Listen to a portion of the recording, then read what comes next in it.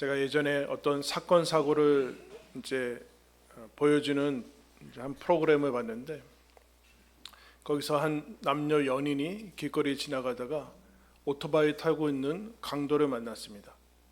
강도가 위협하자 그 남자친구가 여자친구 버리고 도망가더라고요. 훌륭하죠. 그런데 강도도 당황해서 여자친구를 위로하더라고요. 물론 그 도둑의 본분은 다 해야 돼. 이렇게 토닥거리면서 뒤에서 이제 핸드폰을 몰래 뺐는데, 여러분, 이 남자친구는 여자친구를 평소에 좋아했겠죠. 그러나 위험한 순간이 왔을 때 사랑이 아닌 두려움을 택했습니다. 진정한 사랑은 아닌 것이죠. 여러분, 오늘 우리가 읽은 말씀은 예수님이 금요일 오후에 십자가에서 죽으시고, 우리가 알고 있기는 부활주일, 주일 금요일 오후부터 주일 아침 새벽까지의 그 짧은 하루가 조금 넘는 시간을 기록해 주고 있습니다. 짧게 기록해 주고 있죠. 그래서 십자가에서 죽으시고 장사되다라는, 장례를 치르다라는 그 한 문장을 여기에 기록해 주고 있습니다. 여러분, 여기에서 부활을 준비하는 것이나 마찬가지인데요, 부활을 준비하는 사람들은 12제자가 아니라 의외의 사람들이 등장하고 있습니다. 12제자는 다 어디에 갔을까요? 그리고 한 번도 이전에는 등장하지 않았던 사람이 등장해서 예수님의 장례를 치르는 것을 보게 됩니다. 무슨 뜻일까? 우리가 읽은 57절에 보면은 저물었을 때 아리마대의 부자 요셉이라 하는 사람이 왔으니 그도 예수의 제자라. 저물었을 때, 이제 여러분, 유대인의 안식일은 금요일 저녁부터 밤부터 시작이 되죠. 얼마 남지 않았어요. 안식일에는 무슨 일을 할 수가 없습니다.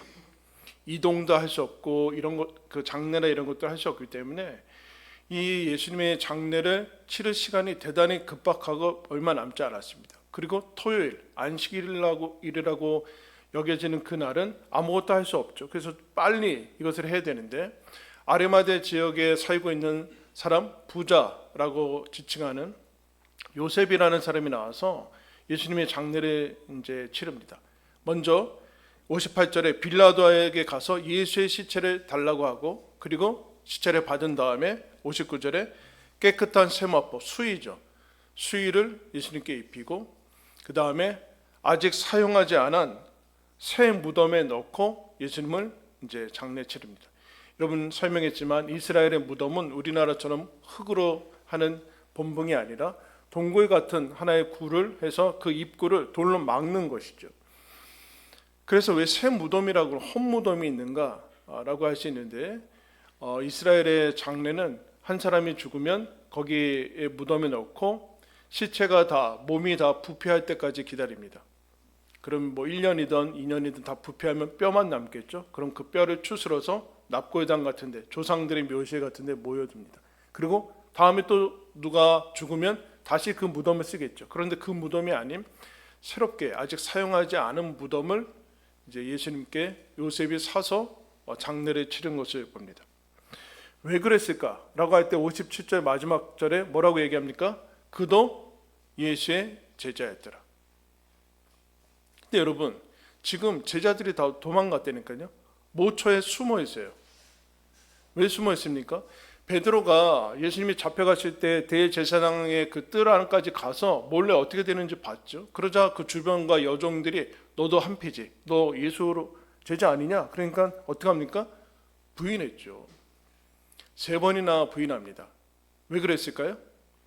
예수님하고 지금 엮이면 그럼 무슨 고초를 당할지 몰라요. 같이 잡혀가서 죽을지도 모르고, 그렇기 때문에 여기서 베드로가 부인합니다. 그런데 지금 이 아리마대 사람 요셉은 제자들도 도망간 마당에 빌라도한테 가서 굳이 예수의 시체를 달라고 합니다. 그럼 물었겠죠. 넌 누구냐? 예수와 무슨 관계냐? 예수의 제자임을 드러내는 이 사건을 얘기를 하고 있습니다. 그러면 여러분, 12제자는 왜 지금 도망가 있을까요? 무서우니까, 두려워서. 뭐가 무섭다는 겁니까? 죽을까봐, 어떻게 될까봐 지금 다 숨어 있습니다. 그러면 왜 지금 이 다른 사람이 아닌 아리마대 사람 요셉은 왜 빌라도한테 가서 자기의 제자됨을 드러내는가? 목숨과 생명을 건 거나 마찬가지 아닙니까? 그러면 이전에 십자가에 지기 전에 요셉은 어떻게 살았는가는 복음서에서 기록을 해주고 있지 않아요.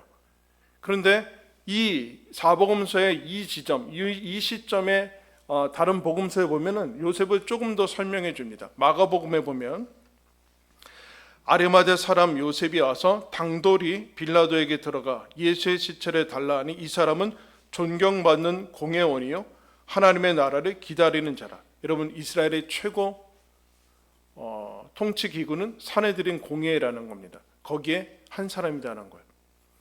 최고의 명예와 지위와 자리를 가진 사람이고 부를 가진 사람이죠. 그 사람은 또 하나님의 나라를 기다리는 사람이다. 즉 메시아를 기다리던 사람이다라고 설명해 주고 있습니다. 누가복음은 공회 의원으로 선하고 의로운 요셉이라 하는 사람이 있으니 그들의 결의와 행사에 찬성하지 아니하는 자라. 더 나아가서 사내들인 공회 회원뿐만 아니라 하나님의 나라를 기다리는 뿐만 아니라 선하고 의로운 사람이다. 그리고 그들이 십자가에 못 박는다는 결의에 반대했던 사람이다. 이렇게 얘기를 해주고 있어요. 여러분, 더 훌륭할 수 있겠습니까? 선하고 의롭고 부와 명예와 지위를 가졌을 뿐만 아니라 이 사람은 존경받는 사람이고 하나님의 나라를 기다렸던 대단히 경건한 사람이죠. 그런데 왜 여기에 인제 등장하는가? 왜 여기에? 앞에는 등장하지 않고 왜 여기에 등장하는가를 요한 사도는 설명을 해주고 있습니다. 요한복음 19장에 아리마대 사람 요셉은 예수의 제자이나 유대인이 두려워 그것을 숨겼더라. 유대인이 두려워서 예수의 제자된 것을 뭐래요? 숨겼습니다. 그동안 숨겨 이후에 이 일 이후에 빌라도에게 예수의 시체를 가져가기를 구했습니다. 여러분, 예수님이 죽음 이후에 자기의 제자됨을 드러내고 있어요. 그럼 여러분 묻죠. 예수님이 살아계실 때는 살아계실 때가 아니라 죽었는데 지금 예수님 죽었어요. 예수님이 살아계실 때 따라다녀야지 뭔가 보상도 없고 기적도 없고 치유도 받고 뭔가 이득이 생기고 그러는데 지금 예수님이 죽어서 이 요셉한테 해줄 수 있는 게 아무것도 없거든요. 그런데 왜 굳이 지금까지 비밀로 해두고 있다가 왜 지금 굳이 그 공개적으로 제자된 것을 얘기하느냐?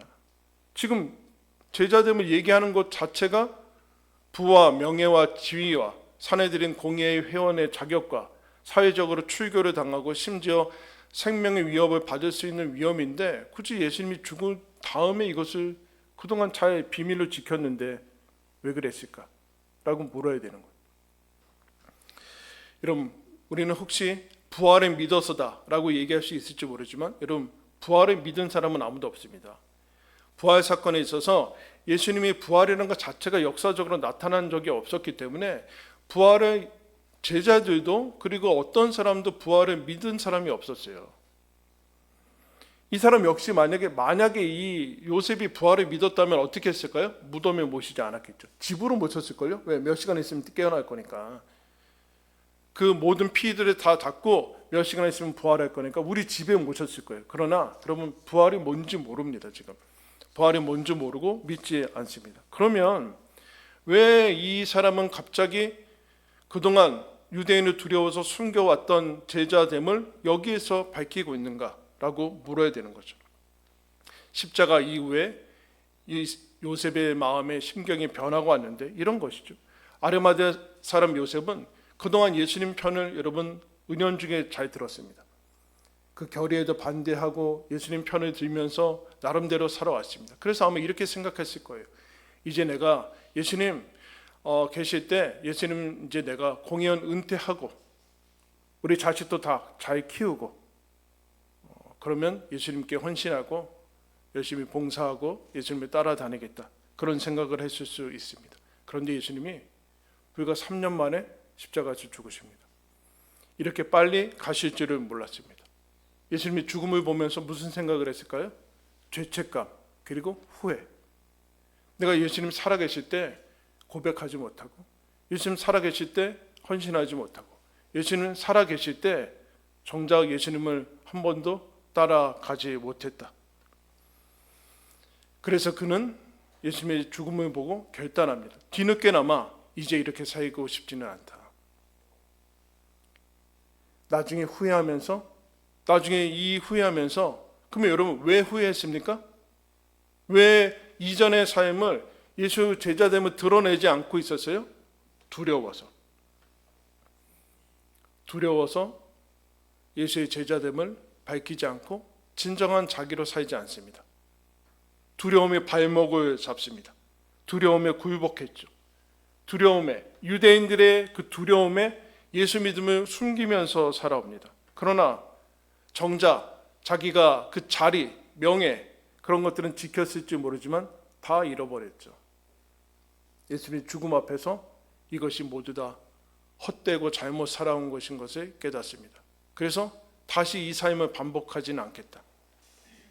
다시 이 두려움에 정작 중요한 것을 놓치는 삶을 다시 동일하게 살지는 않겠다라고 여러분 얘기합니다. 그리고 그가 깨닫죠. 이 땅의 삶이 영원하지 않구나. 헌신과 믿음의 기회는 계속 주어지고 있는 것이 아니구나. 기회가 또 있지는 않구나. 하나님 위해서 살 수 있는 기회는 얼마든지 영원 무궁하지 않구나. 그래서 이전처럼 비겁하게 살지 않기로 결단합니다. 두려움이 아닌 하나님을 믿는 믿음으로 살기로 결단합니다. 그래서 예수님을 사랑하는 것으로 이제 택하는 것이죠. 그런데 여러분, 이 요셉과 함께 예수님의 장례를 치른 사람이 또 하나 등장합니다. 마태, 마가, 누가는 얘기하지 않지만 요한복음에서 등장하고 있습니다. 누군가 니고데모라는 사람입니다. 요한복음 19장 39절에 이렇게 설명합니다. 일찍이 예수께 밤에 찾아왔던 니고데모도 모략과 침향 섞은 것을 100리트라쯤 가져온지라. 아리마대 사람 요셉이 무덤을 사고 세마포를 샀을 때 공회원 중에 한 사람, 동일하게 공회원이에요. 공회원이고 이스라엘의 리더였던 이 니고데모가 아리마대 사람 요셉과 함께 모략과 예수님의 그 시신을 이제 처리하기 위한 그 향품을 가지고 여러분 옵니다. 그런데 이렇게 설명하고 있어요. 요한사도가 밤에 찾아왔던 니고데모가 대낮에 찾아왔다. 무슨 소리일까요? 요한복음 3장에 니고데모는 요한복음에만 등장하거든요. 예수님이 선생님인데 예수님에 대해서 알기 위해서 근데 사람들의 시선을 피해서 공회원이고 유대인들의 그 눈이 시선이 무서워서 밤에 몰래 찾아옵니다. 밤에 몰래 찾아와서 예수님이 너는 위로부터 다시 거듭나야 된다. 물과 성령으로 다시 태어나야 된다. 이 니고데모가 못 알아듣죠. 어찌 제가 성인인데 다시 태어날 수 있습니까? 엄마 뱃속으로 다시 들어갑니까? 너는 아무것도 모른다 지금. 거기에서 제일 유명한 구절이 나오죠. 요한복음 3장 16절에 니고데모의 사건에서 나옵니다. 그 이후에 니고데모도 예수님의 편을 중간중간에 듭니다. 그러나 제자임을 밝히지 않죠. 그런데 오늘 여기 요셉과 함께 예수님의 죽음 이후에 제자됨을 드러내고 있습니다. 여러분 거듭난 것이죠. 여러분 그럼 거듭난 것을 구체적으로 얘기하면 뭘까요? 예수 믿는 거 두려워서 그거 밝히면 뭔가 내 것이 상실될까 봐, 내가 그동안 누려왔던 자유와 그런 지위들이 예수 믿으면서 상실될까 봐 하는 그런 두려움을 넘어서서 이제 드디어 예수 믿는 진정한 삶을 살아갑니다. 이게 여러분 이 사람들이 보여주는 모습이 나옵니다. 두려움을 넘어서 사랑의 삶으로 옮겨가죠. 이 두 사람이 장례를 치르는데 그러면 이 사람들은 그전에는 그렇지 않았는데 예수님 죽음 이후에 바뀐 사람들이고, 그런데 그 전부터 줄곧 예수님을 고백하며 섬기는 사람들이 나옵니다. 그게 61절 말씀이죠. 61절 말씀 보겠습니다. 거기에 막달라 마리아와 다른 마리아가 무덤을 향하여 앉았더라. 이런 무덤까지 요셉과 니고데모가 예수님의 장례를 치르는 모습을 이제 지켜보고 있어요. 자신들은 그렇게 할 수 있는 게 많지 않죠. 왜냐하면 무덤을 사야 되고 막대한 비용이 드니까 그런 여력이 없죠. 그런데 이 사람은 바로 우리가 지난 시간에 살펴봤듯이 십자가 앞까지 따라갔던 사람들이에요. 56절, 57절에 예수님이 십자가에 못 박힐 때 여러분 제일 가까이 갔던 사람이 이 여인들입니다. 그리고 무덤까지 같이 갑니다. 무덤까지 간 이유는 이 짧은 시간에 예수님의 장례를 할 수 없기 때문에 그 무덤에 묻힌 그 위치를 확인하고 집으로 돌아가서 누가복음에 이렇게 기록합니다. 돌아가 시체를 어떻게 두었는지를 보고 돌아가서 향품과 향유를 준비하더라. 그리고 향품과 향유를 준비해서 안식일은 움직일 수 없으니까 안식 그 첫날 그럼 제일 먼저 새벽에 그 무덤에 가죠. 그래서 어떻게 됩니까? 부활의 증인이 됩니다. 12제자가 아닙니다. 부활의 첫 증인은 이 여인들로부터 부활의 첫 증인이 갑니다. 여러분 이 여인들도 여러분 예수님을 계속해서 섬겨왔죠. 그래서 십자가까지 가고 이제 죽음 그 물음 위험과 그런 모습 모든 것을 감수하고 무덤까지 가고 그렇게 하는 모습들을 보게 돼요. 왜 그럴 수 있을까요? 막달라 마리아 7 귀신 들렸던 사람이죠. 여러분 예수를 믿으면 잃어버릴 수 있는 것들이 있습니다. 그죠? 예수를 믿으면 내가 그동안 있었던 거 잃어버릴 수 있는 위험이 있어요. 그러나 예수를 안 믿으면 더 위험한 것들을 잊어버립니다. 예수를 믿으면 고통이 있을 수 있어요, 여러분. 예수를 믿는 고난이 있을 수 있습니다. 이 일 이후에 300년 동안 예수 믿는다는 것은 순교를 의미했습니다. 그러나 예수 안 믿으면 더 큰 고통이 옵니다. 그것이 귀신 들린 모습입니다. 예수 안 믿으면 7 귀신 들린 거나 똑같다. 예수 믿어서 죽는 것이 사는 길이다. 세베대의 어머니, 세베대의 아들들의 어머니, 예수님 십자가 앞에서 좌우에 좋은 자리에 앉혀달라고 했던 사람이 이제 여러분 예수님 앞에 헌신하는 모습을 봅니다. 예수님 믿어서 잃어버리는 것보다 예수 안 믿어서 잃어버리는 것이 훨씬 크다. 예수님을 사랑하면서 넘어가는 모습들을 봅니다. 그에 비해서 여러분 오늘 우리가 읽은 말씀 62절부터 마지막 절까지 대제사장들과 바리새인들이 나오죠. 이 사람들이 어떻게 합니까? 빌라도한테 가서 주여 이렇게 얘기해요. 주여, 주여. 예수님한테 저 속이던 자가 사흘에 부활할 거라고 얘기했습니다. 여러분 예수님의 말씀을 다 들었어요. 기억하고 있어요. 믿지는 않고 있죠. 혹시나 제자들이 와서 시체 훔쳐간 다음에 다시 살아났다라고 할 위험이 있으니까 엄중히 굳게 지켜주십시오. 그러자 빌라도가 뭐라고 얘기해요? 너희들한테 경비병이 있으니까 너희들이 지켜라. 자, 여러분 생각하세요. 종교 지도자들한테 왜 사설 경비가 필요합니까? 왜 경호원이 필요해요? 왜 사설 경비가 필요하고 경호원들이 대제사장들에게 있습니까? 두려움의 상징이죠. 두려움에 갇혀 사는 사람들. 예수가 부활하고 더 넘어서 소문이 더 나갈까 봐. 그런데 여러분 이 사람들로 말미암아 예수님이 분명히 죽었고 예수님이 무덤에 묻혔고 라는 것이 증명되게 되어 있습니다.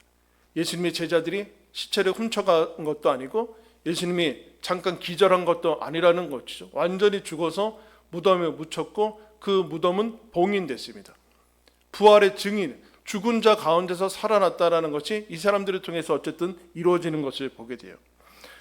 여러분 12제자는 숨어서 어디에 모처에 숨어 있습니다. 왜요? 두려워서.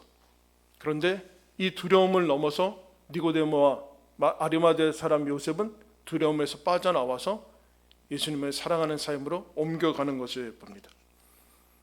먼저 된 자가 나중되고 나중된 자가 먼저 됩니다. 여러분들은 믿은 지 얼마나 됐습니까? 먼저 되셨는데 어느 위치에 있습니까? 지금 믿은 사람보다 앞서고 있습니까? 아니면 먼저 믿어서 나중되고 있습니까? 차라리 나중 믿은 거 낫지 않습니까? 먼저 믿어서 오래 믿어서 지금 어느 위치에 있습니까? 12제자들 다 도망갔습니다. 그런데 전혀 나오지 않았던 사람들에 의해서 부활이 준비되고 있는 것을 보게 됩니다. 무엇의 문제일까요? 두려움의 문제죠. 그럼 두려움은 사라지지 않습니다. 두려움은 그냥 사라지지 않습니다. 마태복음 10장 말씀으로 가겠습니다. 앞으로 가셔서 마태복음 10장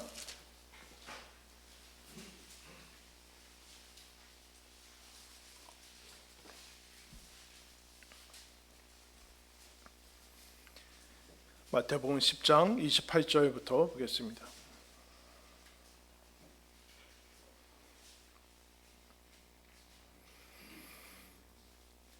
28절부터 33절까지 제가 읽겠습니다. 몸은 죽여도 영혼은 능히 죽이지 못하는 자들을 두려워하지 말고 오직 몸과 영혼을 능히 지옥에 멸하실 수 있는 이를 두려워하라.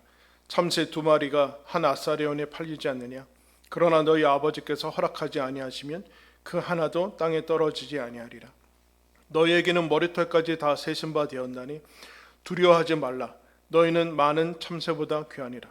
누구든지 사람 앞에서 나를 시인하면 나도 하늘에 계신 내 아버지 앞에서 그를 시인할 것이요 누구든지 사람 앞에서 나를 부인하면 나도 하늘에 계신 내 아버지 앞에서 그를 부인하리라.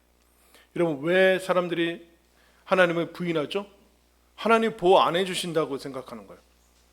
근데 참새 한 마리가 팔리는 것도 하나님이 관여하신다. 너희들은 머리카락까지 세는 하나님의 자녀다. 하나님이 너희들을 보호하시고 인도하신다. 그러니까 그 사람들, 세상과 그와 같은 것들 두려워하지 마. 당장 닥친 일들 처리하느냐고 중요한 일을 제쳐놓지 말아라. 하나님 부인하면서 잠깐의 이득을 통해서 그것이 잘 사는 길이라고 속지 말아라. 두려움에 떨지 말아라. 하나님 앞에서 살아라. 사람 앞에서 나를 시인하면 나도 하나님을 너를 시인할 것이다. 근데 우리는 이게 쉽게 되지 않죠.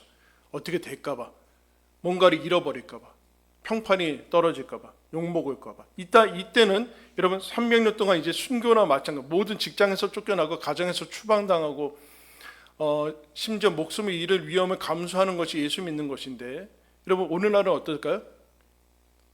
조롱이 오겠죠. 너도 예수 믿냐? 너도 크리스찬이냐? 너도 뭐 기독교인이냐? 더 심하게 얘기하죠. 그런 오해나 그런 것들이 있고, 그동안 내가 하나님의 뜻에서 이게 구분되지 않고 불신자 방불하게 누리던 자유들이 내가 크리스찬이라고 하면서 너 크리스찬이라며 그거 하냐? 그러면 못할까 봐 공개하지 않죠. 익명의 크리스찬이 어디 있습니까? 여러분 주위에 여러분들이 크리스찬인 걸 알고 있습니까? 왜 공개하지 않습니까? 여러분들이 하는 그 삶대로 그대로 살아가겠다는 소리 아닙니까? 거기에서 예수 그리스도가 부인되고 있지는 않습니까? 그 삶을 요셉과 니고데모가 청산합니다. 부질없는 삶이다. 예수님 앞에 섰을 때 다 후회할 만한 삶이다. 가짜 인생을 사는 것이다. 예수님 물으세요. 너는 내가 부끄럽냐? 십자가에서 죽어서 부끄럽냐? 왕이면 너희들 부끄러워하지 않을 텐데 고작 십자가에서 죽은 예수라서 부끄럽냐?